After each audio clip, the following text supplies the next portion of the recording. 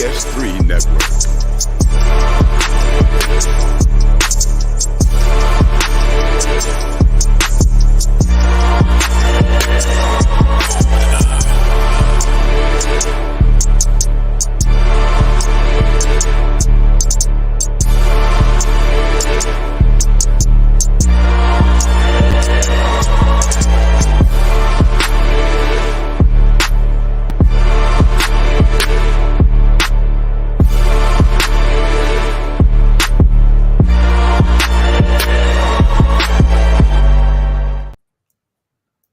We are back again with the Fourcast with another great episode.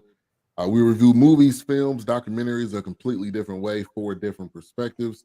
We only got 3 perspectives tonight. And Doc was grinding in Arizona, so he's taking a sabbatical tonight. But you got myself, you got Wilkes, you got H-Rap, and we're coming to you tonight with another great review. And this is Teddy Pendergrass, If You Don't Know Me, which is a documentary on him. And yeah, I mean, right out the gate, first off, how you guys doing? Wilkes? I'm good. Doing all right. Good. Hey, Trap. Same here, man. All right. So obviously the Super Bowl was yesterday, yada, yada. We're not going to talk about that. But we are going to talk about this film. It was released on Showtime, but I guess they pulled it from Showtime, so I ended up watching it on YouTube. But it is available. It is out there. I highly recommend you guys checking it out. But let's get into initial thoughts. A-Trap. Excellent documentary. I'm glad it cleared up a man's name because I was a little boy when all this went down, and for years they drug his name through the mud for suspected whatever's. I'm not gonna say it because it is what it is. But I mean, I thoroughly enjoyed it, and it lifted his skirt up on some ugly issues with the music industry. We'll get on that later, but I thoroughly enjoyed it. Yeah, I 100% agree with you. I learned some things. I realized that his mom was still alive at the time this documentary was made. Now she did pass July 2022. But to me, I felt like that was a great touch to hear her story of her son. I think nobody else can really tell it besides your parent, because they know you from the jump. So yeah, Wilkes, what's your thoughts? I really enjoyed it. A lot of things that I didn't realize that were there, spanning back to Harold Melvin. Harold Melvin. Like, what a creep. The Blue Note featuring Harold Melvin or somebody he put his name on the group. But I thought it was done well. I really enjoyed it. I mean, I didn't know a lot of things, so this definitely shined some light on some things and things that I'd heard but didn't know much else about. But no, I liked it. I felt like it really, you got to know, obviously, in the title, If You Don't Know Me, you got to know Teddy. You got to know his upbringing. You got to know more about him. And then his mom telling part of the story, friends telling part of the story. Wife telling the story. Kids. One of his daughters, well, I say one of his daughters, but his son, and I don't know if that was his oldest daughter, but she was in slightly here. She wasn't in here a lot, but she was in one. Yeah, she wasn't in it a lot, but she was definitely in it. So I felt like it was. I felt like it was done very well, and I'm proud of the people to put it together. And it definitely was dope. All right, let's get to some comments. The Realist, aka Kilolo, aka K-Rap, aka LaShawn in the building, said I'm so excited about tonight's episode. We got Theodora, aka Blue Street Freak. Thank you for tuning in. Just Joe in the building. Thank you for tuning in. So yeah, man, it kind of opens up of someone driving around in a Rolls Royce. It didn't really show who it was, but obviously it was kind of a foreshadowing because that Rolls Royce ended up crashing. I kind of wondered, was that possibly his son? Was that just a random, maybe actor or somebody that was just driving around. But I felt like the opening was good, and it really kind of led you into what this was going to be about. Anybody had any other thoughts as far as the opening? I felt like as time went on in the documentary, I felt like obviously that Rolls Royce had become a symbol of him. Right. Maybe even a kind of a spiritual marking, I guess, if you will. Like, this is what he did. We known him. We knew him to have nice, lavish things, but also too, it was just like this was a part of him. So it was like maybe that's a memory that his kids remember. It's like you said, that maybe that was his son driving. So there's things they remembered about him. So that thing just kind of went along with the documentary. But yeah, I like that. I was wondering who it may have been, but I did enjoy it. Yeah. I thought it was just the opening. I thought it was just a peek into who he was. Yeah. Now, part of the beginning of what they said is that he recorded, I believe I got this right, 60 tapes about his life. And he was actually playing some of those tapes, him talking throughout it. And I don't know at what point in time, I don't think they said what point in time he recorded the tapes, but, that was perfect for this because, he was partly telling his story, even though he's not here, but he was telling his story along with his mom, along with other people, that were involved. And I felt like a pretty cool moment was one of his friends, and he was like, "Yeah, I'm gonna hire you. I'm gonna hire you as a bodyguard." And he was like, "Nah, man, you tripping? You're not gonna hire me." And then they go to a picture of his friend, basically ushering somebody off the stage. So, like, I think that's a special moment, and I think specifically for our community is that we want to put our people on. We want to be able to not only just take ourselves, but take people from our community. And I feel like that definitely showed that with Teddy Pendergrass. Hey, Trap, anything? Oh, I thought Wilkes was about to go. Oh, no. Yeah. I think it took us back to a lost time when you put your friends on and they did what they were supposed to do. Right. They took care of business. Yeah, they took care of business. Yeah. Charlie Murphy mentions that he had to take a step back because Eddie hired him to do the same thing, but he was taking off on people too much. And Charlie Murphy. Hey, the funny thing is, if you ever watch Delirious, Eddie's like, I'm tired. And the woman says, she yells out, whatever she yells out, and you hear, "Shut up, B." That's Charlie Murphy. That's Charlie Murphy. Hey, man, Charlie was the same since back in the day until he passed. Yeah. It just, when I saw that, I immediately thought Charlie Murphy. Yeah, hey, that's one of the best skits of all time, man. Of all time. And even Rick James, Rick James joining in the Prince skit, on a side note, that was a good one too. Yeah, Game Blouses, and Dave Chappelle, that was great show. On a side note, if you get a chance, Google "That's My Brother, Charlie Murphy." You may never stop laughing. Man, he got it. Honestly, I'm interested to hear what his parents was like. Was his parents, it did, Albert Don't Fall Too Far, so it was maybe his parents or his uncle or somebody, where they got them the comedy, chops from. So, but I felt like that was dope just to show like, hey, you really did put people on, and he was Philly. I mean, like through and through. His house, I don't know if it was in Philadelphia specifically, but suburbs. In the suburbs. I mean, he was driving around in the hood. He was driving around everywhere, and everybody knew that green. Yeah, everybody knew that green Rolls Royce. So that was somebody that was true. He was true to his city. If anybody had any confusion, he didn't move to LA. He didn't move to New York. He stayed right there, in his city. Yeah, that was dope, man. Yeah. I really appreciated that because, like you say, you get big and then you move somewhere else. I mean, I'm quite sure he was living. It looked like he was living in the suburbs. He probably living down the street from Dr. J and Bill Cosby or something like that, because those houses look just like Cosby and Dr. J's house. So I appreciated that as well. And then it just lets you know, man, this trope that's out there now, you got to move away from where you live, where you from, because it'll be dangerous. But maybe I always said this. Maybe if these celebrities or superstars or whatever you want to call them, if they were around more, it wouldn't be such a phenomenon to see them. Right. Good point. Good point. Good point. All right. So when Teddy's mom came on, to me, that was like a wow moment. Like, wow, it was like his mom's still alive. And they talked about his dad, which we'll talk about that in a minute too.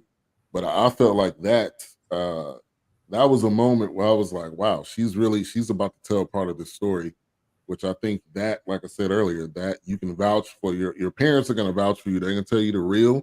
They can tell you what they agree with or didn't agree with, and they can tell you, they're not going to sugarcoat it. So it was good to see her, and they kind of told the story how when he was a kid he sung and he had to get up on top of a milk carton or something like that. So yeah, the humble beginnings, and he was an ordained minister at 10. If I heard that part right. Yeah. So, but a lot of it does go back to the roots of the church, where we sing and we praise. A lot of that is a lot of those people that started off in the church, eventually took their career. So rose their career to higher places. So yeah, that was pretty cool. So Ida Pendergrass, which is his mom, she died at 100. I had to look this up. She died at 104, July 20th, 2022. Wow. And I mean, she lived a long life. Long life. Yeah, prosperous. I'm sure it was prosperous life.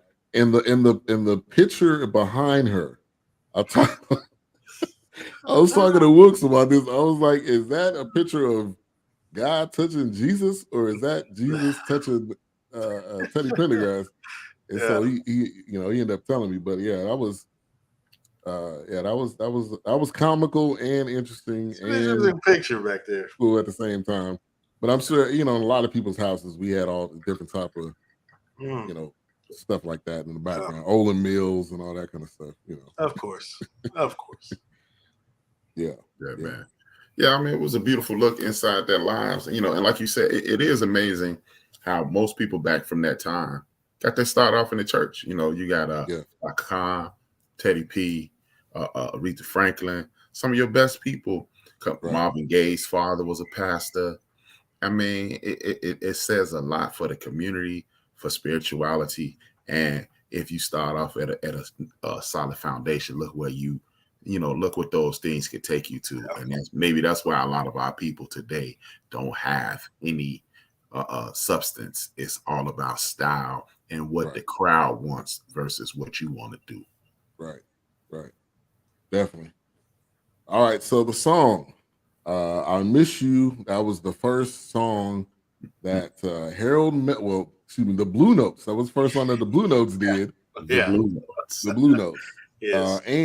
And my first, and I want to go around your first introduction to that song. Mine was the sample on Jay-Z's Dynasty album, Can't Be Life, which was featuring Scarface, and that was a Kanye sample. That's my first time ever being introduced to it. So I'm one of those people that if I hear a sample, I'm gonna go get that song. I'm gonna add it to my playlist.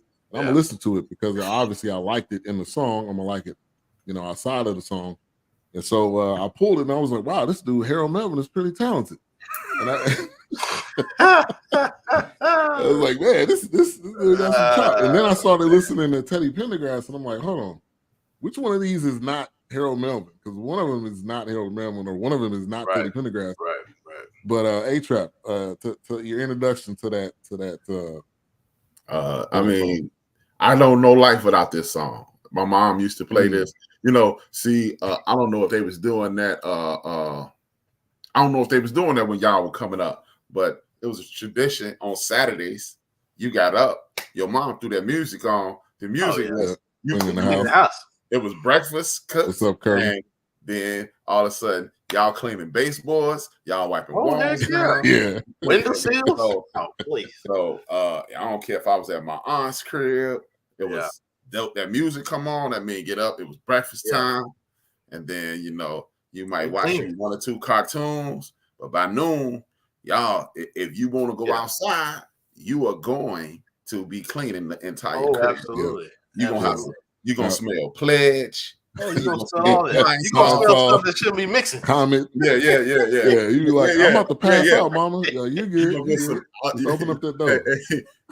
They open up the windows and then you're gonna mix that ammonia with that pine sol. So everybody don't fall out. So I don't know life without this music, man. I mean, my mother had a vast record collection. I mean, she was putting records in crates way before DJs was putting them in crates. So my mother had mad music, and just listening to this stuff, man, it just brought. I was walking. It was walking me down memory lane, man. Yeah, it was dope. Yeah, and I mean, in my house, we cleaned. And I don't remember listening to music, but I know you could not eat breakfast until on Saturday mornings until your section of the house was clean. I had two sisters, so we was able to split it up. But yeah, until the house was done, you ain't eating nothing. If you get up at 12, that's on you. You still got to do your cleaning. Right. You just it's still there waiting on you. Yeah, it's still waiting on you. And that pine sol in that bucket still waiting on you. Yeah. In my crib, it was dudes clean the toilets, scrub the garbage cans, and mopped. Women, girls don't mop. Yeah. I always did the trash. I mean, obviously, I to this day, I don't want my wife or my daughter touching taking the trash out. To this day, I need to get that drop, man. To this day. All right, Wilkes. My first introduction to this song was David Ruffin when he did, or I think it was his, I guess, when I first heard it. But the Harold Melvin and the Blue Notes. Now, when I heard their cover or Teddy Pendergrass version, whatever it is, right? Yeah, I want to say it was. I want to say it was through the Quiet Storm, actually, with Rudy V here in the Dallas area, which I don't know if he was outside of Dallas, but and then of course it was played on Soul Town a little bit if you have Sirius XM. But yeah, David Ruffin. And then I had to go look at the video because they had two different videos of this. They had one where they were performing it in Soul Train, and then they had one where they were on something else, and they had it was like a light blue suit with the ruffles and had the afro. So they've covered it. They performed it a few times in their career, quite a bit. It was always requested, but that's when I remember hearing it. But yeah, ever since I discovered that it became featuring Teddy Pendergrass, I was like, oh man, I thought this was always the Teddy Pendergrass song. Yeah, I mean, to when I watched this documentary, that's when I actually figured out what Harold Melvin looked like. I didn't know which one of them was Harold Melvin at all. Yeah. Because it wasn't like he was standing in front. They were like all standing. Yeah, he was just kind of behind. Yeah, they were all like standing in a row. So like you couldn't really tell. But just like on every single unsung, somebody was shy. Always. And it was Harold Melvin. So the Blue Notes, and I think two of them were interviewed during this, and one of the guys was saying like, "Hey, we thought it was the Blue Notes, and then we see the album, and it says Harold Melvin above the Blue Notes." And Harold Melvin was banking, and they were all I don't know what they were getting paid, but obviously it wasn't a lot. Right. But that so they really dived into that story. Obviously, Harold Melvin was greedy, and he decided that this is my group, and y'all the backups, y'all the pips. Basically, is what he. I'm the rebels, and these are the Temptations. Yeah. Keisha says I hated them hugger sweats, hugger suits. Yes. You're right. They were on Soul Train. Yeah, very uncomfortable. Man, the dress, the attire back then. Yeah, that's why them jerks used to move real slow on them time. Right, move too fast, fussing about them. Right, really. Yeah, something wrong. Yeah, they wasn't doing too many dance moves. It was dancing around that one mic, doing the little. Yeah, it wasn't no clap, step back, doing those hand movements. That was about it. But old boy he jumped up and was killing it. Yeah, man. He had to move. He was ready to go back on tour. Yeah, he was like, I'm ready. Y'all ready? I'm ready. Yeah. Just tell me when. I'll be there. I thought any minute he was gonna go, "Hi." Yeah, he just got ready. Yeah, but I felt like that was pretty cool because you kind of living out your past, and them probably interviewing him was probably a big highlight. Oh yeah, because you can just tell by watching these interviews. It's like they just bleed that coolness, like it was just in them, Yeah. He still had the same hairstyle. Yeah, really. Yeah, she said they were dancing on the love I lost. Hard. But you know what though? To Teddy's credit, when they start re-releasing that music, it would say Harold Melvin and the Blue Notes featuring Theodore Pendergrass. Yeah. Teddy said, "Y'all give me my money." Yeah, right. Y'all gotta put some respect on my name. Right. Yeah. Who making this money? And I was wondering, was Teddy compensated? Obviously, they got to a point where he was like, "Look, man, where my money at?" And he lifted up the mattress, and dude was sleeping on stacks. Come on, man. And he gave him $20. He said he gave him $200. Give him $200. You must have took 2 stacks and he's like, "Well, I don't have no money, but we'll see." Yeah, y'all look the other way. He bought a gun.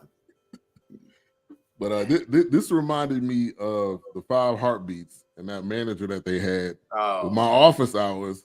Big from 9 to 5. Yeah. That's what I thought about. But I mean, it was shiesty, but I think if you look back, Teddy Pendergrass' name was out there. So like, I don't know how smooth or how rough the transition was from him being in a group to when he went out on his own, because everybody knew. They may didn't know what his name was or who he was. They knew the sound. They knew his sound exactly. And when he started releasing, it was it was over. So, and he had a one of a kind voice. Man, I don't know if I can think of anyone similar to his voice. No, I can't. Nobody. Yeah. Well, maybe Eddie Levert, maybe. I guess I could see that that heaviness of I guess that's what I said, maybe. Yeah, but you know what's amazing? And they kind of glossed over it real easy, and I think they should have spent a little more time on it. This cat had 5 straight platinum albums in the 70s. 5. I was imagining how hard that had to be. 5 in the 70s. 5. I mean, and you had some juggernauts in the 70s. Yeah, you're right, Cole. Turn them off. Yeah, turn them off. Appreciate you, Cole, tuning in. Yeah, I mean, 5 platinum out. Like you said, you got some heavy hitters in the 70s, man. I mean, there wasn't no pushovers. Yeah, that dude. I mean, you just looking at the black music exclusively. Don't act because that was before they separated the music, black music and white music. We was listening to Tower Power. We was listening to the Doobie Brothers. We was listening to everybody. You got the stylistics. You got the man. Captain and Neo. We were doing all that. But let's just go straight black music. Like you said, you got the Stylistics. You got Blue Magic. Blue Magic on the same label. The OJ. On the same label. Right. And let's also bring that back where A-Trap's saying this man was solo with 5 platinum albums against hot groups. Yeah. Yeah. This dude sold 1 million records. 5 times, yeah. 5 consecutive platinum albums in a span of 4 years. Right. It's amazing. It's no doubt how amazing that was during that time. And that means everybody was buying it. That's what that meant too. It wasn't just it was one particular group of people buying it. Everybody was buying it. And shout out to his man. I wanted to touch on this. His manager was talking about the Chitlin circuit. Yeah. And he was like, "Yeah, we're not doing this anymore." Because I guess the guy was supposed to pay him, and he gave him a watch. Yeah, but I felt like the ring. The ring. Yeah. But I felt like that was game changing for Teddy. But also, if you look back on the Chitlin circuit and what that meant for us, I was a little torn, but I get why he did it because he had to make that next step in his career. But A-Trap, I want to get your thoughts on that moment where he decided that. It's a gift and a curse because when you take Teddy away from the chitlin circuit, the chitlin circuit dies. Teddy in essence becomes Jackie Robinson. Wow, that's a great point. Great He comparison. becomes Jackie Robinson because they had that was just the greed. You know, I'm gonna go ahead and say it. It was the greed of old boy because he didn't want his money delayed. Yeah. Oh, absolutely. Because it was an unspoken agreement that you were gonna get your money. Right. And nobody else was tripping. You know, everybody else is doing it. So why can't you? And like you said, you can understand why a outsider don't understand that. But when you take the biggest up and coming star of his time and remove him from that loop, it kills start starving. Yeah, you're right. You're right. Mind you, he got a boost being the lead singer of an R&B pop group, and and we touched on that, and they knew his voice. So when it was pretty much over.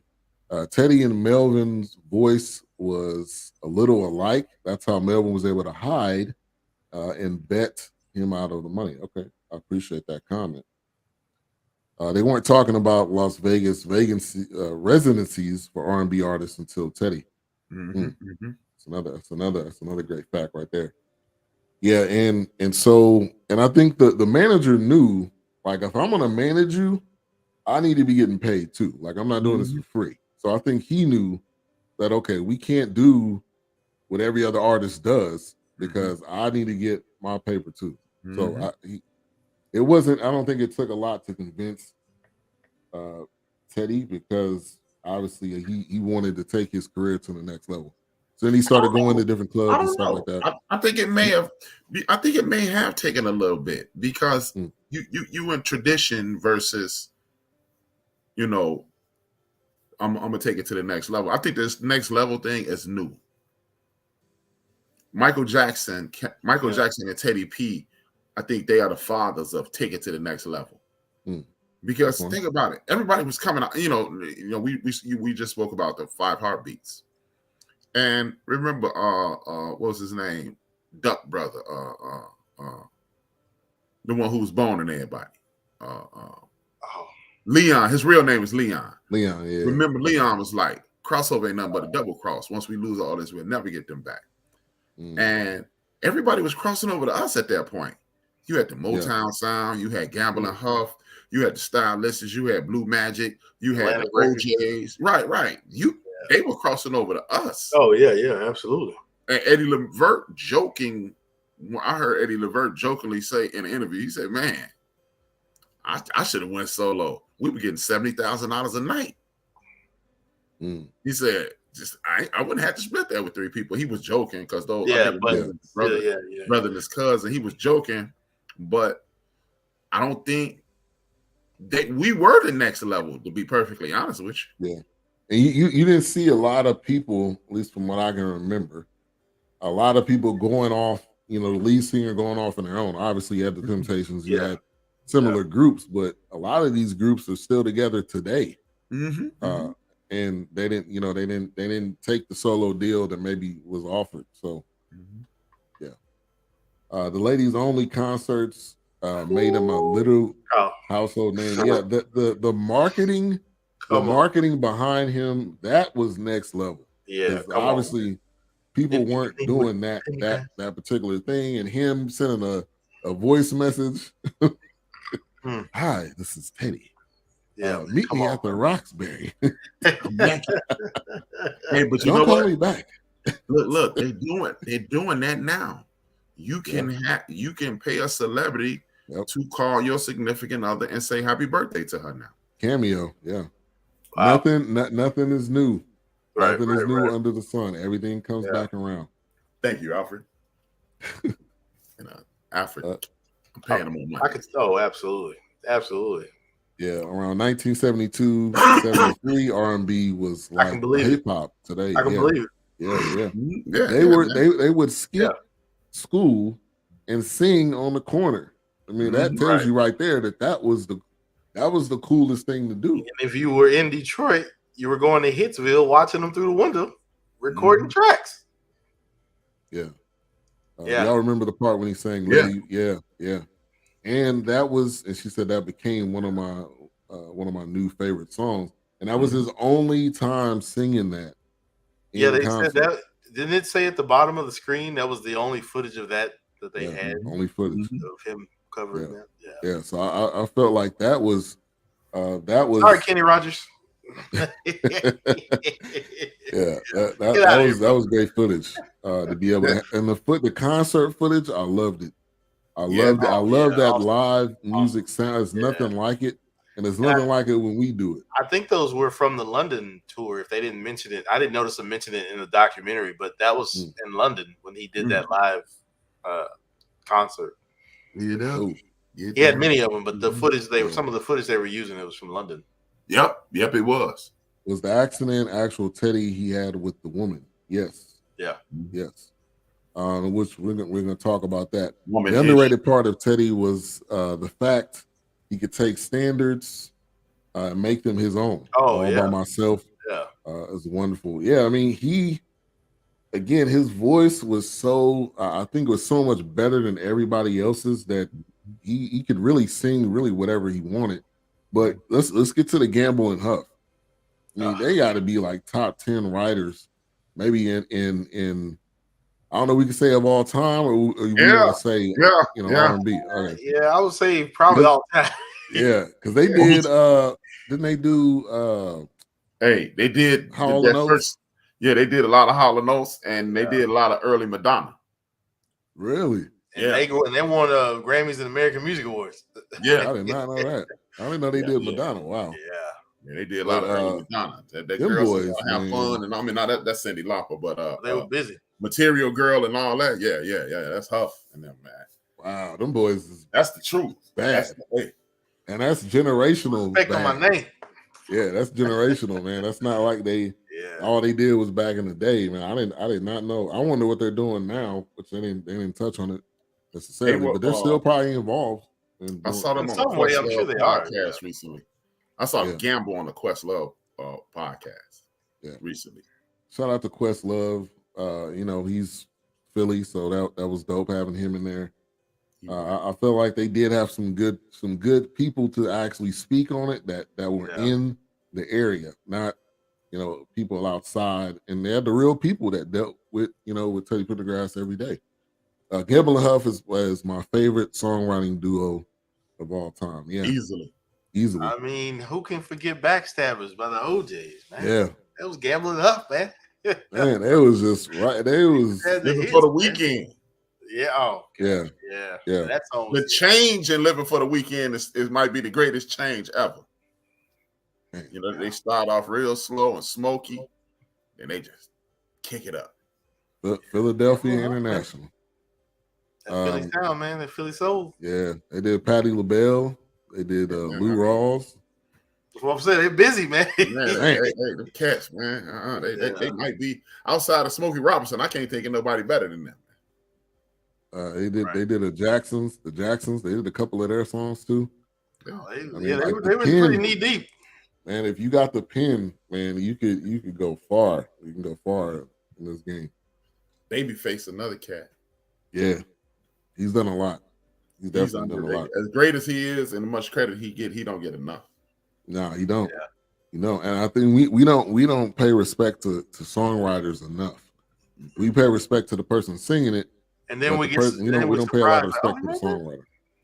Yeah. Thanks to Huff hearing Teddy singing while he was playing the drums for Harold Melvin and the Blue Notes, we got this gift. Yeah, and he said he stopped singing, and he was I'm just gonna play drums. And so they didn't necessarily get into the story of how he became a part of the group, but obviously he was the one that was the one that had most of the hits. Even the people in the Blue Notes clearly said it. Yeah. He was the one. They were happy that he was there, because if he wasn't, we ain't getting fed. Yeah, we ain't getting fed. Exactly. That's what he said. That's exactly what he said. They just joined the Gorilla Family. Yeah, like the Gorilla Family. Been kidnapping people. Yeah. Now, Wake Up. I thought that was a Teddy Pendergrass song, but that was a Harold Melvin and the Blue Notes song. That's what I'm saying. Yeah, because the way they played it, the way they did it, man. It was always. It felt like it was the Teddy. It was Teddy Pendergrass. You said, what about that wig? Yeah. Did Teddy Pendergrass had a wig on? Nah, he talking about the wig that lady had on. Oh, No. It looked like it was sitting on her head. Yeah, it was weird. Yeah. Fix that lady. Yeah, somebody help that. Somebody help that lady. I think one of the turning points was his girlfriend / manager, Taz Lang, that was killed, and there was a pretty famous photo of her and him. I think he had a mink on, and she had a mink on. I'm not sure where they were going. Had minks, man. It's TP, man. It's the 70s, man. You gonna have that mink on, man. Yeah. But so that was his girl. Obviously, there was a lot of speculation of what it was or what it wasn't, and I was, I didn't know a lot of that. I didn't know a lot of that situation. The Jesse Jackson thing threw me for a loop because I had never heard that. He said when he was at the funeral, he like kind of looked in his direction and made that comment like Jesse Jackson had something to do with it. But I'd have to research more of that. I didn't even heard that. Yeah, I was too young. I was too young at the time, but I do remember, because I was the youngest of the people in my house. Wake up! We know that, Keisha, but that's not how the payments was going around. Yeah, that's the payments. That's not what the money said. But being the youngest and being around a lot of adults, you heard those kinds of things, man. And this is what disturbs me about the music industry and Black people in music today, to this very day. Mm-hmm. How is it that since Lil Richard was making music and Chubby Checker was making music, why are y'all still using the exact same contract? Right. Yeah. The same clauses. Yeah. Y'all hold it. Everybody, all your predecessors got screwed like this, and what you do is, hey. Yeah, pretty much. Let me get you too. The same thing all over again. Yeah, pretty much. Like, only people who I don't hear getting screwed, and I hope it's because they've never been screwed, is the Motown guys. You don't hear the Motown people complaining. You don't hear Smokey complaining. You don't hear Stevie complaining. No, not really, unless they go to another record. But now you did. Stevie just left Motown like 2 years ago. Yeah, and Motown, still there. Now there was a documentary we watched. Oh, that was Rick James. Now Rick James is a different breed, though. Yeah, Rick James. Rick is different, man. Get the scrap, man. That's how we started. You heard when he went into Barry Gordy's son's office. Yeah, I think he was trying to fight him. We ain't gonna run Rick down. Rick was a different breed of cat. Yeah. He was different. Rick was a different. If y'all want to know Rick James, watch that Rick James documentary on Showtime. What he said? What he say? The BET Awards. If you don't know who I am, I'm Rick James. Shout out to Chief Rocker in the building. Cole says, "Wake Up Everybody" was written by Whitehead and McFadden. Man, you're a music historian, Cole. Ain't no stopping us now. Fame. So appreciate that comment. Where the king at? He taking a sabbatical today. Yeah, just got back from Arizona. Hold on, A-Trap. Let's talk about y'all thoughts on this Tez lady. I mean, I don't think Teddy had anything to do with it. I don't understand what he would have gained from that. He was on the rise. To me, it wouldn't make any sense for him to be involved in it. But I do think she might have had some involvement with something. I don't know what it was. They said she was really tough. They said she wasn't necessarily in the streets, but I mean, people. It's just like Urban Legend says. See, I think once we get out of that 70s, we get, it's gonna sound kind of stupid what I'm gonna say, but y'all will understand what I'm saying. Once we get out of 70s and further away from the 60s and the 50s, this is why I be pressing history, because history tells us that these people, these Italian guys, these organized criminals used to come in and stick us up. And Tez, I don't think Teddy had anything to do with it, but Tez is like, no, you're not moving me. And he was like, first of all, you a woman. Second of all, you black. Third of all, you a black woman. Pow. Right. And I think that's what happened. And we don't want to talk about that. They glossed over it, just like we would have glossed over it in this podcast. We do need to talk about the fact that when you're watching TV shows like The Sopranos, I don't know if y'all watch The Sopranos. That dude Hess, the Jewish guy named Hess, was like, I wrote 3 gold records, and Tony even said it. No, 3 black guys wrote records, and you put your name on it. And that's what was going on. Right. Oh, absolutely. That is. Let's not forget. Organized crime went from New York to Chicago to Philadelphia back to New York. And we keep referencing it. Look at 5 Heartbeats again. The man they got ran down by the dump truck. He was going to his car and they ended up running him over because he knew he was like, "Hey man, y'all ain't paying me." You know, I wrote these songs. I think Tez was about it. You know, they said she didn't play. She, whoever came up on her, she probably was like, "Nah, I'm good. You're not gonna do nothing." Right. And see, it was, hey man, I know it was probably rougher. Like I can't speak intelligently about the 70s because I was, you know, these are my developmental years. I was 5 to 10 in that when Teddy P was the man, I was between 5 and 9. So I can't speak intelligently about it, but I do remember see, the beautiful thing about living in an insanely segregated city is you hear why you can't go over to Taylor Street. And Reverend Dodd and my sister can speak to that. Yeah, you can go get you an Italian beef. You go get you a sandwich, but you better hurry up, come on back across Roosevelt Road.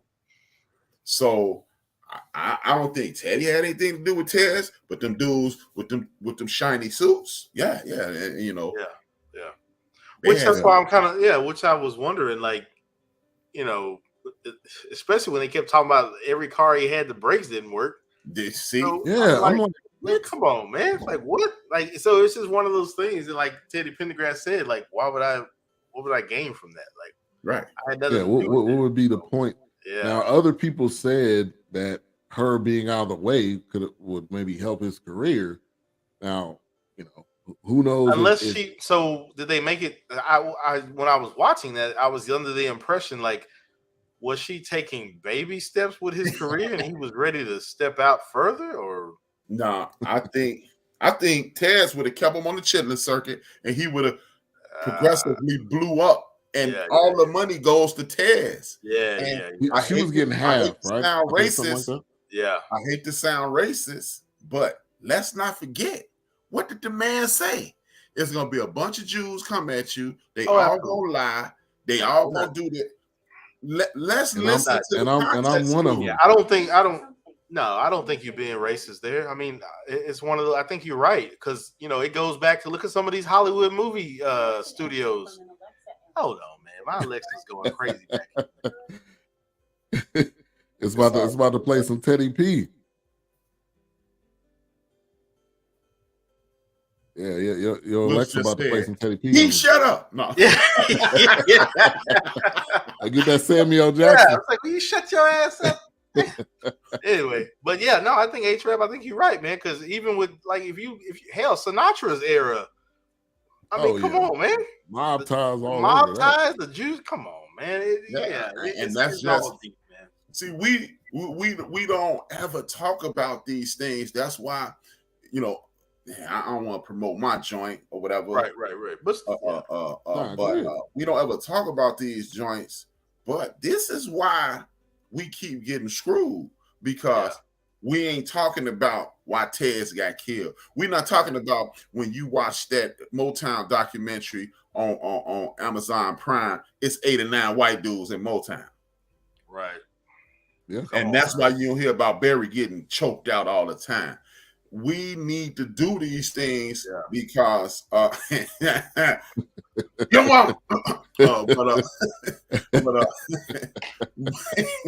Turn them off. But on the serious side, man, that's my son.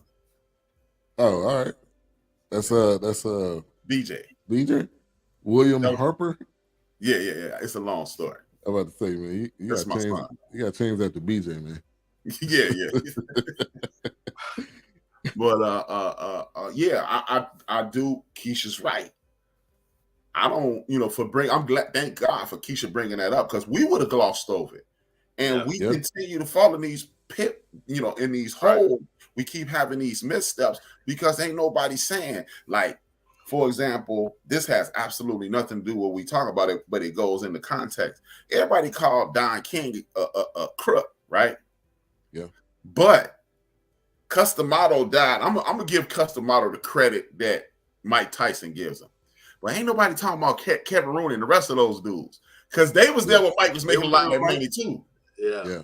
And the bigger point is, though, that we sometimes blame other people when we didn't read the contracts, we didn't understand the contracts, and further to this Teddy Pendergrass point and to Taz's point, or we trust somebody to work to handle it. Who in their inner circle was helping them out? Who was watching after them? Who was checking Teddy's brakes? You had all these people that was living off of them. They was all in the interviews throughout this whole entire thing. But did he have people that was behind both of them that was able to, hey, let me walk you to your car. Hey, let me check this for you, because and even the one guy, if you die, they asked him, "Do you know who killed her?" And he was like, "I ain't gonna tell you." Yeah, he said I know, but I ain't gonna tell you. Like, who was that dude?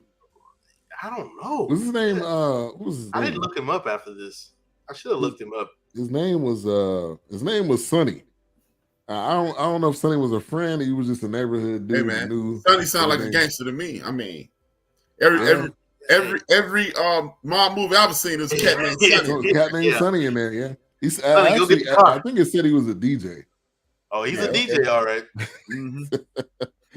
Organized crime played a bigger part of R&B music as far as business is concerned. Yeah, than we realized. That's you think how did in a lot of situations. How did they get the money? Right. It's not like they had money, so somebody at the beginning had to fund things, and then when they give you the money, it's almost like you tied to them at that point. I feel like there was a movie, or was it? I feel like American Gangster may have touched on that, or what was I watching? It was like they bought a record company, and they were moving illegal goods through the record company while putting out hits. I can't remember what movie that was. I don't think yeah, and that's a TV show. Yeah, I was like, I can't remember what it's not American. Look, hey, go to the next one. I was gonna bring that up too, because Harold Melvin lost the most when Taz took over. Right. Well, that's what I was saying. Well, that's exactly what I was thinking. Like, and I told Ben that today. I was like, does Melvin have something to do with these hits? Does he have something to do with these breaks? Because then keeping tabs. Yeah, because then it would have been like, oh, well, your manager didn't make it. Maybe you can come back with us. Right. Now, obviously, that if that was his plan, it obviously failed. But I would not put it past Harold Melvin to be involved in any of that. I wouldn't put it past him. You see that today. Money is these folks' God, man. Hello, Selena. Unfortunately. And if y'all, we supposed to do the Satchmo too, right? Yes. Yeah, we doing that. Wait till y'all watch that. I watched that Satchmo thing. Don't even get me started. The golden age of jazz, or when Lewis, oh my gosh, some dirty dealings was going on around that time. Yeah. So it was you see, we coming out of the 60s, and folks is starting to say, slow down, man. We got some pistols too. Right. We clap back, and Tez is probably a we clap back sister, because hey man, when you look throughout history, you see black women that shoot you faster than the black man. Oh, absolutely. Going back to want to hear that mouth. Yeah. Going back to one of our favorite films, The Harder They Fall. Yeah. The sisters in there was just as bad as the brothers in there. I don't want to hear your mouth. I ain't got time. I'm not finna do all this lip boxing with you, partner. Yeah, right. Exactly. I tell you what, you keep talking, I'm gonna be right back. Yeah, I'm gonna be right back. Stay right here. Stay right here. I'm gonna be right back. Like Biggie said, quick to put you in the coffin for slick talking. You better act like CC and keep on walking. Pull it out the purse. But yeah, I think and the fact that he sang at the funeral, I don't know if he wrote that song that he sung at her funeral. But I don't think Teddy had anything to do with it.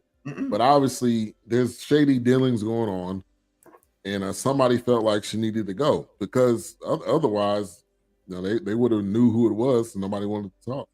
Teddy said, "Hey man, I'm a lover, not a fighter, baby." Right. Yeah. So who knows? Maybe it was the new management because this dude Shep kind of came out of nowhere, and I guess they had a. Was that the guy that got the ring? On legit? Yeah, that's the guy who got the ring. Yeah, because they were all, like you said, I'm a Jew and all these other Jews are gonna come at you. They lying, I'm lying too. But let's just put all the drugs. I was like, wait, let's just put all the drugs out there. That was kind of shaky to me. I was like, what? Oh, Harold Melvin died in '97. He had was it a heart attack or something like that? I forgot what it was. Something happened. He had stroke. Some of that money he was laying on. Yeah, he probably died from a bad back, sleeping on that amount of money. Sleeping on them stacks. Right. $200, please. Yeah. But I didn't get that part at all. Like I'm like, what? I think it was kind of more of like, hey, look, let's just be honest. The shit is crooked. I'm crooked. Right. Do you want to make as much money as possible? Right. Come with me. Right. Because in other words, it's like, let me get you to the top as quick as I can, pretty much. Yeah. Oh, he was cutthroat. Yeah. Dude was making so much money off his group members, and I believe he definitely had a grudge. Yeah, he was threatening. He was the lead singer. But what type of a-hole are you that your name's on the top? Right. You're not singing the songs you are singing aren't hits. But you mad at the dude that's making the hit songs and he want to go on his own and making his own money. And then you trying to threaten me if I leave? Come on, man. See, that's Harold Melvin. Hey, it wouldn't shock me if the Jewish cat, the manager, and Harold Melvin got together. Because for Harold to continue to sit on that bread for all those years, absolutely. I ain't trying to get none of that. I don't see none of that. I don't doubt it. And on another note, Cole, I think you mentioned this, man. Teddy opened the door for a lot of other black artists with the marketing schemes. He ended up having jeans commercials. I think the saddest part is everything was on the rise, and they were talking about movies, and they were talking about really really becoming a superstar, multifaceted. Yeah. And my wife said even Elvis ain't Elvis. Right. But you know what's Elvis crazy? Got that from somebody else. So, well, you know what's crazy? I'm looking at those clips and photos of him. I remember the whole black community went into this cowboy phase, man. Folks in Chicago was out here wearing cowboy boots and cowboy hats. The Gap Band? Yeah, I'm telling you. Oh, man, the Gap Band? He had the whole city. He had the whole country. Oh. Yeah, he had the game. He had the whole game, man. That was the thing. He had the whole game on lock. And if you ain't got that fur on, got that mink on with that cowboy hat, don't talk to me, man. Man, see this cowboy hat with these fellas in it, man? Don't talk to me, man. You don't see me, boy. Close your eyes because you can't see me. Okay. Don't talk to me with your eyes open. You cannot see. Stick it in the can of oil, man. Don't talk to me, man. Yeah, man. Wipe my shoes off. Yeah, man. And like y'all said, it really makes me wonder, man, because y'all know how I feel about old Clive Davis. If the devil is a person, the shiesty one, he at least kin to Clive Davis. They got these cousins, first cousins, not like my grandfather and them. His work, the devil daddy and Clive daddy brothers. I'm something like that. But you wonder, man. You wonder if everybody not behind, because everybody, even back then, everybody knows when you die, your music pop. Yep. You ain't nobody till somebody kill you. Mm-hmm. Another famous line. I'm telling you, man. A big, yeah. All right. So the part about his dad, man, that part was that was hard for his mom to say. I know that was hard for him when he dealt with it. But she like, yeah, look at your dad, because so you know what he looked like when you see him again. And the next time they seen him, he was dead. Like that affects you. It's no other way to put it. That's gonna affect you for a long time. Which he said when he was talking in the tapes, it did. But you know what's crazy? What he said about his dad. He said it didn't really bother him to see his father dead in the box. He looked over at his mother and saw his mother crying, so he cried. Yeah, you're right. You know what I thought about when I said that? Heard him say that when Will Smith popped Homeboy in the mouth last year. It was ha ha ha. You look over and you see the person you care about. Yeah, it changes things. Absolutely. The game changes. Because it's like because at that moment, and I mean, we've all done it. It's like we're locked in, laughing or whatever, and then we look over like, oh shit. She ain't feeling this. I got the bush in the mouth, man. Yeah. And man, now if my wife got some beef with somebody, or I don't see them in the same light no more. Because if your significant other sees something, you do have to take it on, because you're one, like the Bible says, you two will become one. So whatever they're feeling, you need to feel it and experience it too. Yeah, man. That's hard, man. I mean, as that, what was, even though we haven't got to, we got to that part. What was extremely impressive, speaking of significant others, was his wife. She knew that man was getting down out of both drawers' legs and was still down for the cause. Oh, yeah, absolutely. Yeah. You know what it was? Yeah. Clive Davis, the man that'll steal your man if you're not careful as a lady. Really? Probably. I wouldn't know that. Probably him and what's the dude, the FBI guy? Oh, Bill Williams. J. Edgar Hoover. Yeah. I mean, the parties together. Hey man, I don't trust Clive Davis. Far as you can throw a brick underwater, Jack. Yeah, and a lot of these artists, they always had them.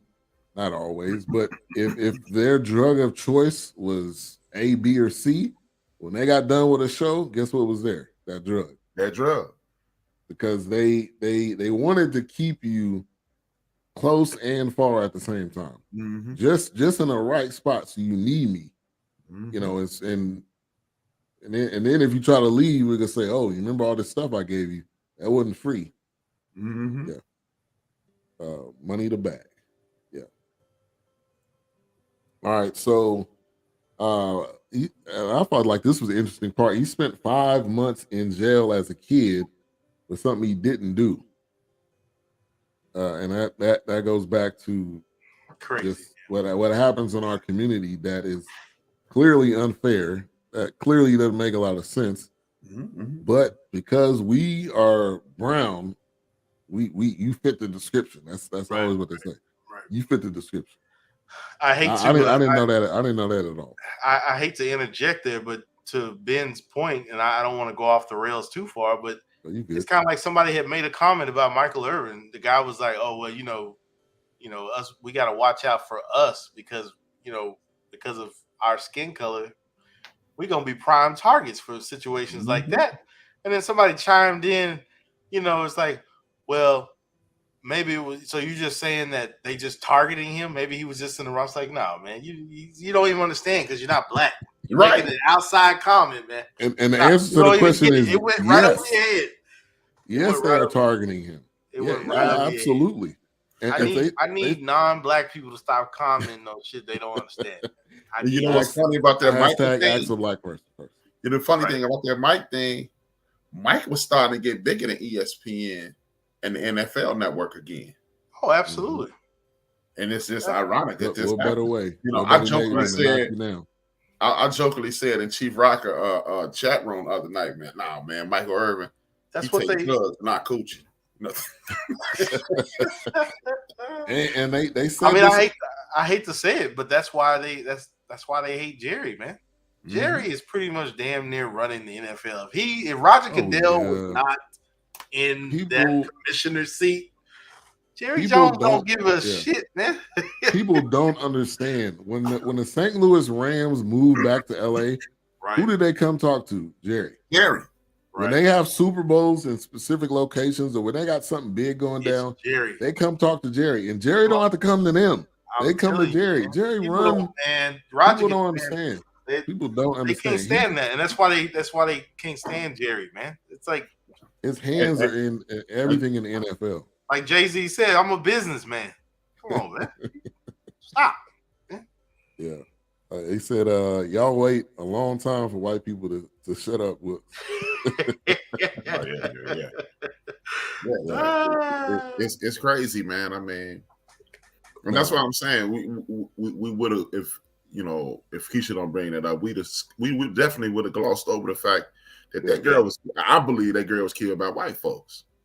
Oh, and Harold Melvin might have played a role because for one, how y'all know where Teddy live? How y'all know what he drive? Y'all ain't watching that hard. Absolutely, I don't doubt it. I believe it. How y'all know where her spot is? Right. As they said, she was coming out of her. She had a clothing store or a hair salon or something. Man. So she was probably a gangster because it's a lot of black gangsters in Philly too. If they ever do a black mafia documentary, we got to do that. Yeah, because Kareem almost went to jail messing with the black mafia. No, seriously, Kareem. I know. You said Kareem Abdul-Jabbar. Kareem Abdul-Jabbar in NBA history. Wow. Lou Alcindor, 7'2", UCLA, LA Lakers, Milwaukee Bucks. That Kareem. Right. That guy. In Philadelphia, he bought those dudes a crib. They used to be black Muslims, and then they just said, enough of this. I'm eating me a pork chop, and I got to go. I'm eating me a ham sandwich. I need that pork chop sandwich, double bread. Pork chop, and it's going down. Give me a sandwich. Yeah. Man, hey, man, if you want to know about corruption and the police and the black community, you go to Philadelphia, man. Yeah. Oh, they dropped a bomb on a black neighborhood in Philadelphia, man. We did that documentary. Africa. Africa now. Michael Africa. Yeah. Michael Africa, yep. Yeah, in a city in Philadelphia on a street with other people. They didn't own the whole. They wasn't living on the whole street. Like collateral damage, man. Yeah. That's all right. They was wrong place, wrong time. Well, don't worry, man. We'll send them some government funding, man. Yeah. Send them some flowers. That's a perfect segue to Teddy was being harassed by the police. Many people vouched for it, getting pulled over, getting roughed up, and he didn't back down either. He did not back down, which I think made them even more angrier, at him. And so the accident was on Lincoln Drive. And the other part of this is Teddy was suing the cops for $500,000, which that pissed him off even more. So I would not be surprised if they cut his brakes, they paid somebody or whatever it was. And they were saying that he had problems with this car before and previous cars.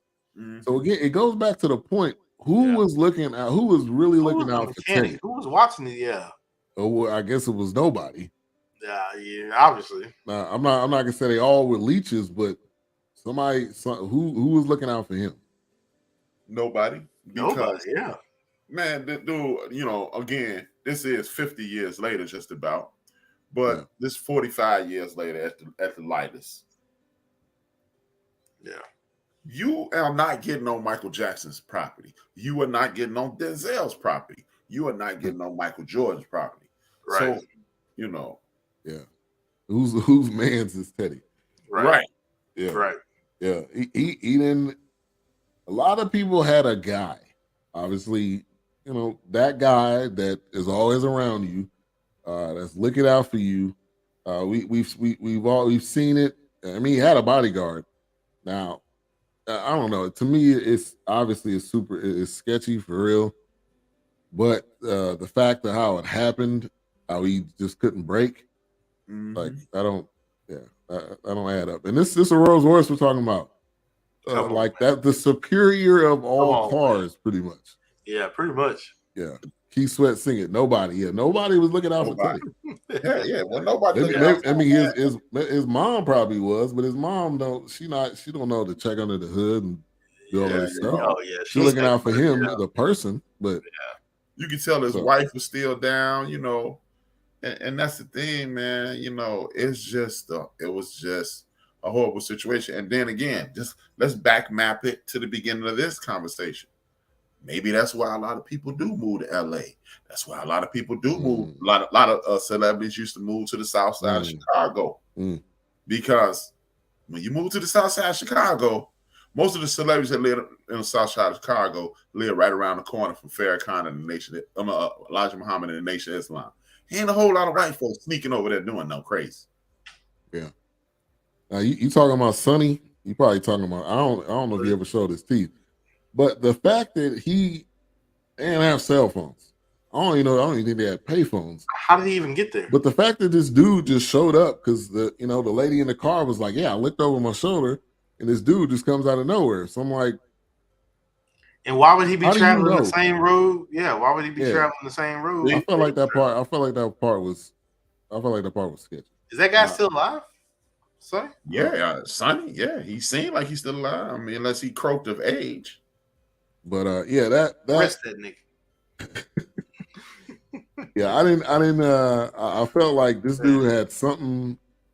Yeah, something to do, or maybe that was the guy that looked out for Teddy. Maybe I don't know. No. I don't know how he would have known so quickly to get to an accident that wasn't even on the news yet. Yeah, that's just so weird. Like how he just showed up like that. Now they used to have the CBs and the scanners. I know, Keith. I know. The bodyguard dude. Lady. Oh. Yeah, that was not a lady. That was a shimp. Yeah, I know. But I'm being you can't park that there, sir. I'm being respectful tonight. I didn't even want to go there tonight. But go ahead, H-Rock. But see, that's the thing, man. You know what, man? It's this thing. Dick Gregory. It's a video of Dick Gregory talking to Reverend. He showed this clip of Reverend Pyle. And Reverend Pyle is on the NBC News tonight, like 20 years after MLK was assassinated. And Reverend Pyle said this. He said, and when we all walked out of the hotel room, I stepped to the left so he could get a clear shot.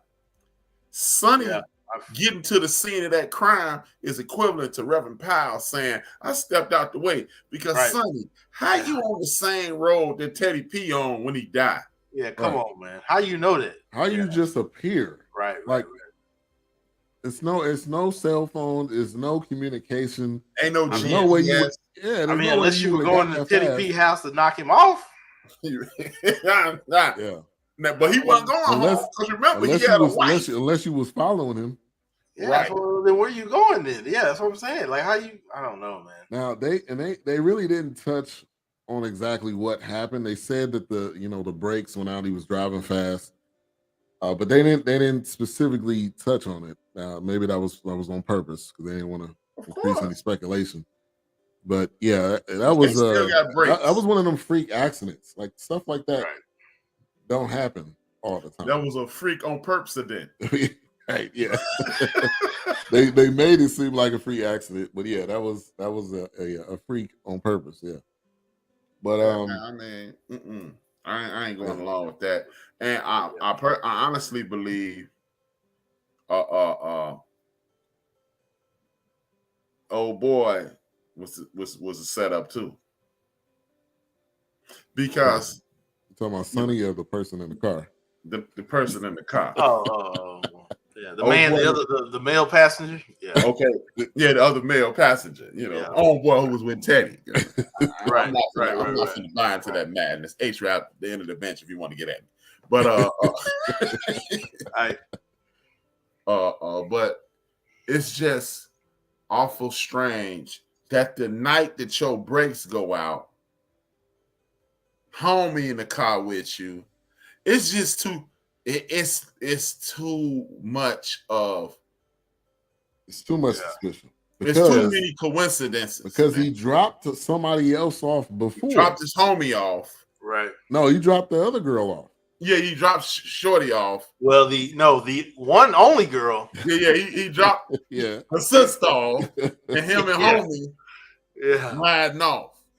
Homie got the Roscoe. I think she knew more, and she was fine, right? She was completely fine in that. Yeah, they said she was okay. Yeah, she's standing there. She's like, "Oh, I'm out." She was gonna walk. She said she was like, "I'm about to dip," and said he was like, "Hold on, no, don't leave me here. They may do something to me." Yeah, he was gonna leave him. Now the other part makes me think: was he wearing a seatbelt? Well, they allege that homeboy was in the back seat. He got thrown to the back seat. Yeah, Teddy P got thrown. How you hit a tree and fly backward is beyond me. Yeah, I don't know, man. That normally, you would. Yeah, that's like that one bullet that shot the governor and JFK, and then swooped back around and hit him in his head. Yeah, come on, man. And that's super bullet, man. That Spider-Man bullet. I don't know, man. Everybody needs to be questioned, man. It's a lot of questions. It's too much, man. Yeah, because look, they speaking so matter-of-factly about that, but OJ definitely did. No, the nigga in the other seat. How about that? Did you understand? Did you get that? Air quotes. Please use air quotes. Homeboy. No. And here's another strange coincidence. This another reason I think that was a threat, and he caught the bad end of it, because they catch you in the car at an accident with homeboy, right? And one of the cops, it got to be at a minimum 1 million people in Philadelphia at this point. Mm-hmm. And the one cop that ever arrested him is at the scene of the crime. He was at that scene? Yeah, because he the one who snitched on homie. He said, I arrested you before. I'll be back. All right. You know what I'm saying? Yeah. How come on, dog. Yeah, there was too many question marks.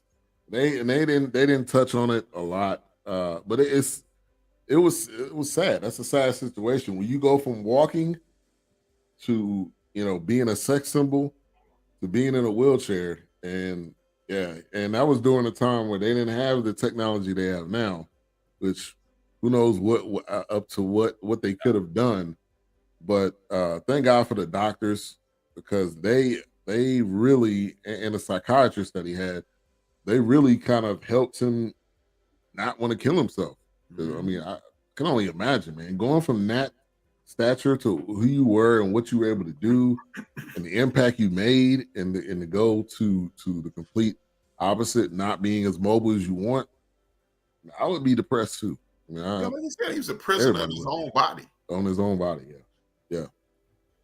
Paralyzed, so from the waist down. From the waist down, he broke his neck. Yeah, they said he broke his neck, and they really went into depth on that part. Yeah, I'm saying all these years I thought it was the neck down, but waist down. Yeah. But man, it's just I just when I look at this is a true tragedy, and nobody, and I do mean I've never heard anybody speak of foul play. Yeah. And that's a crime that nobody speaks about foul play with this, because this reeks of someone did something. This reeks of there's a bigger story. I cannot look at what's this. being laid on. Yeah. And people know stuff. They just don't want to say anything. And see, I think they snuck this past his family simply for the fact that they got homeboy who would have said, nah, man, he ain't know that both of us could stand up and pee. you know, and then it's too many coincidental incidents. Yeah. The one white dude in the whole world that know you just happened to show up at the corner that you slam into a tree. Right. The one cop that just happened to know that this is a homeboy. And last time I checked, you leaking that out to the press is in violation of police code. Yeah. Because this is an investigation. It's just and the fact that she was like, yeah, I'm gonna leave, and she said it, like, that means you didn't really care about him. You was there for a purpose. Yeah, you was there on a mission. And when that mission was completed, you I'm good, I'm out. And you were. And how did you end up in the back seat? I don't know. A lot of stuff is not adding up. And again, this is a Rolls Royce. Even during that time, it was the superior of cars. Like that, the brakes should never go out on that car. And especially, let me tell you something, man. Let me tell you something. I'm a drive myself type of dude too. But if I pull out my Corvette and the brakes out, and I pull out my Mercedes and the brakes out, and I pull out this Rolls Royce one day and the brakes out, I ain't never pulling out nothing else. I'm pulling out limo. I ain't driving ever again. And they kind of touched on that. Obviously, he had ego. He had I'm Teddy Pendergrass. This is my city. Yeah. But not everybody is looking out for Teddy. Yeah. And a lot of the women, besides probably his wife, they wanted him obviously because of his name, his fame, and his body. You could tell even in these interviews, they were still mesmerized by him. They were still like, yeah, I was able to hang out with Teddy. I mean, it's like, remember the one lady he said drove on him with a butcher knife, said, if I can't have you, can't nobody have you. Nobody can have you. They're talking about the knife was that long. Yeah. That's Martin Luther King status right there, man. Yeah. Remember the black lady stabbed Martin Luther King in his chest? No, for real, the lady. Oh, you're right. I thought you was talking about Coming to America when you said the King, Martin Luther King. I'm gonna tell y'all something though. When Teddy rolled out on the award show with 3 other men singing "Stand by Me," that was one of the best performances ever. It should have been in the movie, but it wasn't. That's one thing that I would have wanted show the rest of his life. Yeah, you don't have to say what he died of. You don't have to go too far into that, but show like, hey, he was in a wheelchair, but he still lived a good life. He still lived. I don't know how many years exactly. Probably what 20. I think he died like 5 years ago. Teddy lived in this century. 2000. I think it was 2010. Yeah, Teddy P died. He didn't die long ago. Yeah, 2010. 2000. Yeah. January 13th. I would have loved for them to say, hey, even though this happened, this was not the end. And they said it. They put it up as a graphic. He had how many other albums? Let me go to mine. He had 6 other albums. 4 of them went gold. But show him living life outside of just that accident. So. Oh, and then he didn't even die of respiratory failure after a battle with colon cancer. Yeah. So he didn't even die from like complications of this. He died from too many pork chops. Too many ham sandwiches. Yeah. He should have got up with them Black Mafia dude. Yeah. But he still lived a good life. Like I said, 6 more albums, 4 went gold. His first gold record after that accident was Love Language, which the process of him being able to sing again, I felt like to show those details. The therapist that helped him, and when he had to put the sheet over his head and they told him, hey, what they thought about him, I think that really changed his life, because when you think you can't live anymore, you are like a prisoner on your own body. You're honestly just thinking about yourself and not. What's the point? You thinking, what's the point, man? Right. Having that flamboyant Nick Ashford and Simpson introducing him, saying "Reach out and touch," so we never made the show. Reach out and touch. Hey, when they did the pan, when they were had the camera on Teddy, and you could see like somebody with a halter top. I couldn't tell which one it was. If it was Ashford or Simpson or who. Hey man, Oh, yeah, man, it was both of them. It was both of them, man. And then when I seen the hair, I was like, okay, that's okay. Is it me or is Nick Ashford the vampire in Brooklyn? That's all. Yes. Yeah, Yes. that's where the inspiration. Yes. That's where the inspiration came from. That is exactly who that is. I guarantee. That's who I was thinking about, and I can't pinpoint who does this dude look like. Yes, That is exactly who he looks like. Yeah, man, that's where it came from, man. It's inspiration, man. Yeah, but hey, man, Nick Ashford had been in a few movies. He was in New Jack City too. He's in New Jack City. He was a preacher in New Jack City. I was gonna say, wasn't he the reverend or the deacon? He's the reverend. They were also on. I thought they were on Martin that Christmas episode. No, I thought they were on Martin at one point, but I think that was the Winans on that Christmas episode. Oh, I think he was on that too, though. Nick Ashford, I feel like he was on Martin too, man. Yeah, I feel like he was on there at one point. Yeah, the Vampire in Brooklyn was on there, man. yeah, man. Yeah, man. I didn't know he passed away. Yeah. 2010 or like 7 or something like that. Yeah, Nick been gone a minute, man. Yeah, he's been gone for a while. They didn't interview him, so 2011. 2011. I know it was like 2010, something like that around there. Yeah. He's solid as a rock. Oh, he is. Well, he does now. You know. My respect. My respects. All right, man. But I felt like it wasn't too long, wasn't too short. It gave you the intricate details, had his band in there. Nick Ashford was a dirty preacher in New Jack City. See? Yeah. Side note, they got a New Jack City play. I don't know if y'all seen that, the promotion of that. I haven't seen like what it was like. Yeah, I don't know. I don't know. But I know it's a Live Aid must have been a huge concert. I'm assuming they had it yearly or something. Oh gosh, that must have been. I don't remember Live Aid. One real big one. Yeah, because Freddie Mercury was there. Was he at the same one? Everybody was at Live. Hey man, Live Aid was the greatest jam in the history of the world, man. It was huge. Yeah. Now this Live Aid that Teddy Pendergrass was at, was this wasn't the same one that Freddie Mercury was at?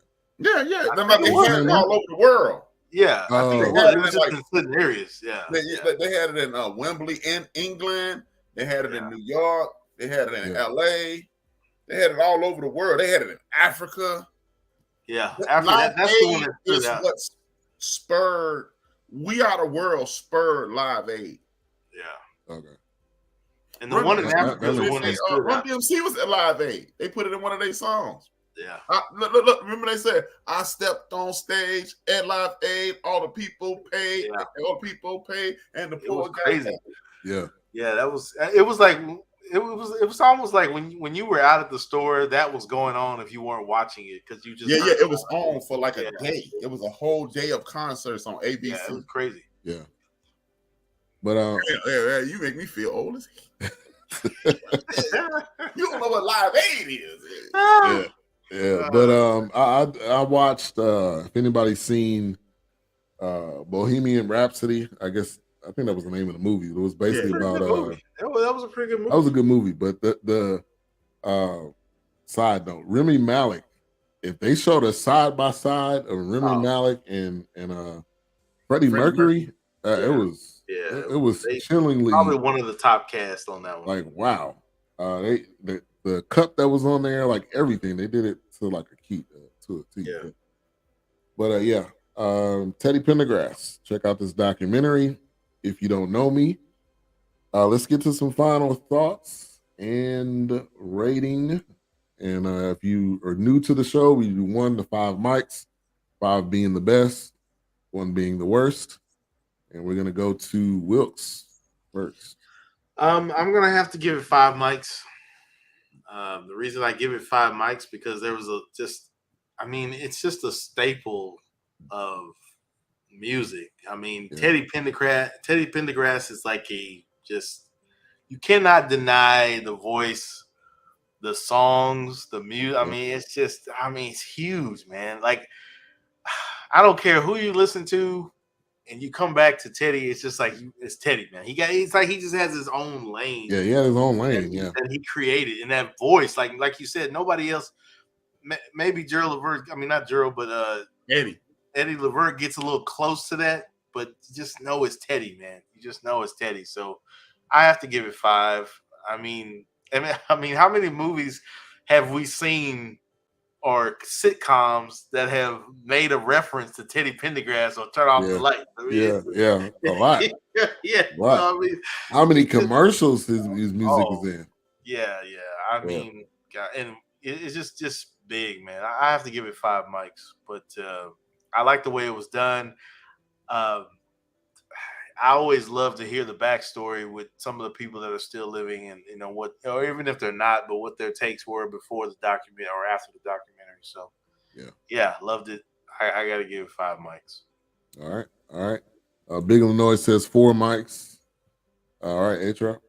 I'm gonna give 4.5. Simply because, as you just stated, That's too many mics. That's a lot of mics. I need more hands. Yeah. But I would give it a 4.5 simply because they didn't go into the rest of his life. That's the only reason. Yeah. I mean, and see, documentaries like this is why I said I was going to change my way of rating, because is this Exterminate the Brutes good? Nah, but it's good and it's in its own lane. And it's in depth. Yeah. If they would have gave us a little more, if they'd have gave us a little more of his post-accident life, then yeah. And then if they go ahead and arrest some of the people who helped kill him, I'll move up to 5. Yeah. Pretty much. Yeah. I might even say 4.8, but I just want to know. No, I'm talking about even as it stands, I might even say 4.8 just because I want to know some more stuff. I think let us know that Teddy just did get hurt. Because if you looked at it, he made one album and and then he died. If you just look at this, I think they should have gave more details. So 4.8. 4.8. Okay. All right. I was leaning at a 5, and then when I think about it, they didn't go in depth because it made it seem like after the accident, he did make other albums, but his life wasn't as meaningful as it was before. Yeah, so they could have if they would have spent an extra 15 minutes and then just made it 2 hours, I would have been. I'd have gave it a 5. Right. I'm gonna give it a 4.5. I think it was well done. Excellent. People involved. Even we didn't talk about this. Even the scenes they did at that small church, and they had the little kids sitting up on the stool. They had the people singing. I feel like that was a good touch to see. The reenactment. Reenactment. Yeah, but it was definitely well worth it. Like I said, it's not on Showtime. You find it on YouTube. I think it's on Amazon. But yeah, this was definitely one of the top documentaries that we've done. So yeah. I loved it. But I just think, like you said, I think they should have gave his post-accident life a little airtime. Yeah, because they made it seem like he got hurt, he figured out how to sing, and that's it. Yeah, but I didn't even know he had 5 whole albums. He had that's he's still his last album was 2015 because he did a duet album. Right. Oh, really? Yeah, he had re-recorded some earlier songs. See, I didn't know that. Yeah. I think it was his last album, 2015. So yeah. See, you find out that stuff, you assume that's the purpose of a documentary, so we can get to know you. Yeah. Right. We don't just love the music. We love these people. We love James Brown's music. We love James Brown's style. We love James Brown. Period. So we want to know everything about James Brown. I mean, they're like our distant family. Like you said, we turn that music on, we clean it up. We turn that music when we had a family reunion. We turn that music on when we happy, when we sad, when we, So these dudes are like superhero stars. Right. Oh, absolutely. Right. Definitely. So that's the only. I mean, I don't have a problem with the documentary. That's why I said 4.8. I'm gonna give it that because I wanted to know more. Yeah. I feel like they had a little bit more room. Like I said, they just would have spent 15 minutes on it. I think that would have been more than enough because obviously we can do our own research, but I think to be able to hear people talk about it, that gives you more depth. They kept. I feel like they kept dropping they kept saying movies, but I didn't know what movie he had been in. I know he did commercials, or were they trying to move him into movies? No, they said he was gonna move him into movies. Oh, okay. They were saying that was kind of like his next, step. In his, he was probably finna get ready to lead them people, and that's why they put him in the car with Tyrone. Tyrone Jenkins. Exactly. Yeah. All right. So next week we're gonna do Something the Lord Made with Mos Def. I think Rickman, is that the guy's name is in it? Harry Rickman or something like that. But it's let me see what that's on. I think that's on probably on Amazon it's on HBO Max. Yeah, Alan Rickman, Mos Def, Carrie Sedgwick, Gabrielle Union is actually in this one. So it'll be the lady who lusted after Jalen Hurts. Yeah. Child molester. She my age. Looking at that young boy. Yeah. You're right. And I wanted to pose the question to Big Illinois. If you want to come on this episode, man, we hear that you are a movie aficionado. So if you want to come on this episode, I'm gonna reach out to you. I'm sending you a text. Don't worry, you don't have to be on the camera. I don't think he want to be on camera, right? Is that what you said, H-Rip? He said, I don't be on no camera, man. Because he got that rainbow afro, so he don't want nobody to know. Oh, yeah. Yeah, all you got to do is you upload a picture of yourself, and we'll put that up on the screen, and that's all you got to do. But yeah, we love your comments and your addition to the show. We appreciate all the comments. I don't love his comments. Normally he throwing shots at you, so yeah, you probably. Yeah, I don't love his comments. I don't like him, and I don't owe you $5. We ain't even friends. But appreciate the interaction tonight, and I'm not sure if there'll be a Queen 3 and King tomorrow, but just follow all of the social media and all the platforms, VSU Network, Queen 3 and King, all of those platforms, Ivan Dawkins on Facebook. But what's coming up tomorrow on Into the Bench? Into the Bench Media. I'm gonna be a bit hyperbolic. The title of the episode is Organize or Die. Because that's real right there. Unbeknownst to most people, there has been another Trayvon Martin situation. Well, a man in Florida shot a young man in the back, got arrested, got let go, and he claimed self-defense. Of course, because he's threatening me, even though his back was turned. He feared for his life, even though his back was turned. Right. So, as we were stating in this episode, I'm going to go over the fact that we were stating in this episode, history. We must engage in history. Like people got upset when DeSantis did away with AP African American Studies. But after further review, I'm kind of glad because look, if you take an AP class, you're gonna ruin it. Right. No. If you take an AP class, right, you get college credit for it. Right. Why would I take that class again in college? I got credit for it already. Right. You won't get the advanced information that you need. So is it bad that he did it? Yes. Is it horrible that he did? No. Right. And most of our children are not in AP classes due to insufficient funding in academic institutions of academia. Because they don't have them. Yeah. Right. So. Right. And even now,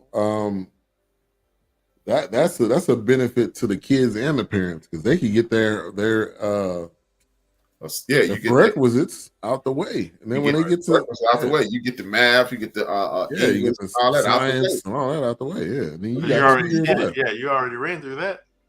At 120 credits, you might walk into school with 60 credits. 60. Off jump. Yeah. So, it's a gift and a curse, but it is something we do need to look into because you erase history so you won't know what somebody has done to you. Right. So we need to organize.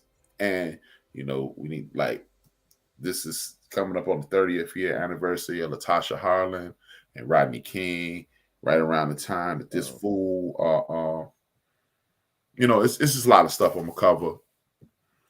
So we need to organize because the lack of organization is going to lead to the demise of our people. Yeah. It's going to kill us. It is. Because nobody, going back to Teddy P, nobody going to look out for us. We got to look out for us. Right. We got to check our own brake lines. Yeah, exactly. All right. Well, another great episode. We'll be back next week with something the Lord made. And just a little sneak peek. After that, we're going to do not Lou Rawls. So Louis Armstrong. I think it's called Black and Blue. You said Lou Rawls. My lady love. You will never find. Lou Rawls. A hairline Start singing about the hawk, man. Singing about that wind, man. Yeah. Someone But loves you. Other Chicago guy, baby. Yeah. Man, Chicago had them guys, man. Man, Iceman, Jerry Butler, Earth, Wind, and Fire. All right, but Big Illinois, I'll be reaching out to you, and A-Trap, as we always do, close us out. We don't want Big Illinois on, never with us.